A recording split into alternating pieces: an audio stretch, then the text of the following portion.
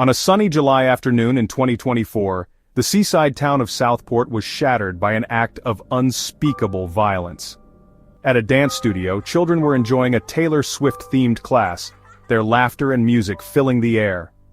Among them was Axel Rudakubana, an 18-year-old who had been known to authorities for several years.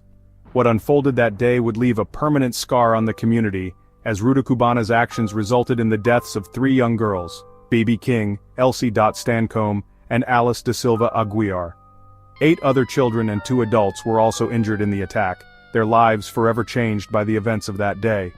The attack sent shockwaves throughout the nation, leaving many grappling with grief, anger, and a profound sense of loss. As details of the tragedy emerged, so too did questions about the perpetrator, his motivations, and whether anything could have been done to prevent such a horrific event. The Southport attack became a stark reminder of the vulnerability of innocent lives and the ever-present threat of extremism, even in seemingly peaceful communities. In the immediate aftermath of the attack, authorities worked tirelessly to piece together what had transpired and bring the perpetrator to justice. Rudakubana was apprehended at the scene and quickly identified as the assailant. As the investigation unfolded, a chilling picture began to emerge of a troubled young man who had been on the radar of authorities for some time. The Southport attack, it seemed, was not a random act of violence but rather the culmination of a series of missed opportunities and warning signs that had gone unheeded. The nation mourned the loss of innocent lives while demanding answers and accountability. The Southport attack would forever be etched in the collective memory, a stark reminder of the human capacity for both darkness and resilience. In the wake of the tragedy, a collective determination emerged to understand what had led to this horrific act and to prevent such tragedies from happening again. Axel Rudakubana's history was marked by a series of disturbing incidents that painted a clear picture of a troubled and potentially dangerous individual. As early as 2019, at the age of 14, Rudakubana was referred to PREVENT, the UK's counter-terrorism program, after bringing a knife to school. This incident, coupled with his attack on fellow students with a hockey stick that same year, raised serious concerns about his violent tendencies. Despite these red flags, Rudakubana was not deemed a significant threat and was not placed under any form of surveillance. Over the next few years, Rudakubana's behavior continued to raise concerns. Police were called to his home on 5 separate occasions between 2019 and 2022, and he was diagnosed with autism. In 2021, he received a youth justice referral order, further highlighting his troubled past.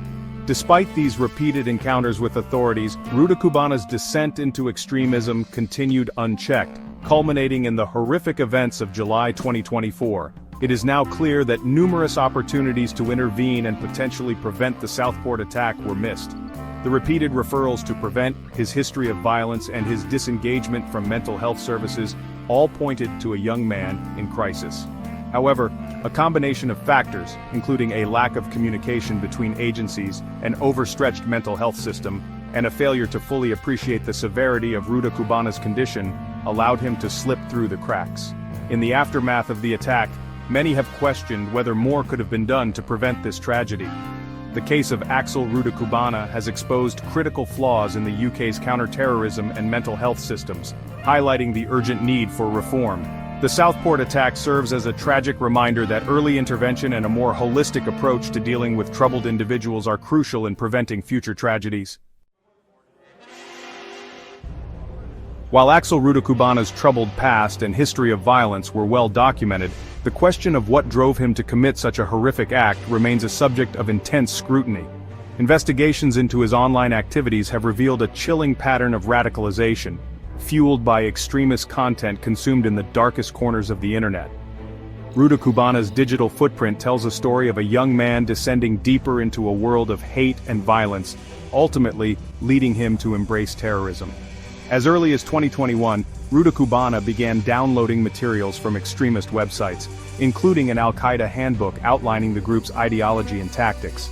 He frequented online forums known to attract individuals with extremist views, engaging in discussions that glorified violence and promoted hatred towards various groups. The internet, once a source of entertainment and connection for Rudakubana, had transformed into a breeding ground for his radicalization, feeding his anger and providing him with a warped sense of purpose.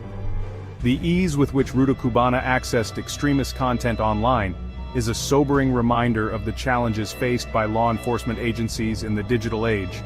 Despite efforts to monitor and remove such content, the internet remains a vast and largely unregulated space where extremist groups can readily spread their message and recruit vulnerable individuals like Cubana.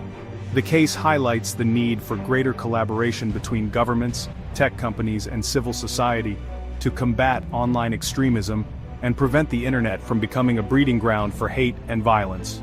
The full extent of Cubana's online activities and the specific individuals or groups that may have influenced him remain under investigation. However, it is clear that the internet played a significant role in his radicalization, providing him with the tools, ideology, and network of support to plan and carry out the Southport Attack. The tragedy serves as a stark reminder of the dangerous and pervasive nature of online extremism, and the urgent need for proactive measures to counter its influence. As the news of the Southport Attack spread, public outrage grew rapidly. People took to the streets demanding answers and accountability. Allegations of a cover-up began to surface, with many questioning the official narrative. Was there more to the story than what was being reported? Citizens and activists alike called for transparency and a thorough investigation.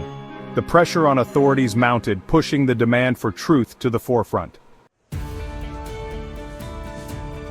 The Contempt of Court Act, originally designed to protect the integrity of judicial proceedings, faces new challenges in the 21st century. With the advent of social media and digital platforms, the boundaries of what constitutes contempt have become increasingly blurred. This evolving landscape calls for a re-examination of the act to ensure it remains relevant and effective in today's world. In the wake of recent events, there is a growing call for greater transparency within our judicial system. People are demanding more openness to understand the processes and decisions that affect their lives. Transparency not only builds trust but also ensures accountability, fostering a more just and equitable society. Striking the right balance between security and openness is a delicate task. While it's crucial to protect sensitive information and maintain national security, it's equally important to uphold the principles of transparency and public accountability. Finding this balance is essential for maintaining public trust and ensuring the effective functioning of our democratic institutions. As we remember the victims of the Southport Attack, it's imperative that we learn from this tragedy to prevent future occurrences. Honoring their memory means not only grieving but also taking concrete steps to improve our systems and ensure such events are never repeated. Through collective effort and vigilance, we can build a safer and more resilient society.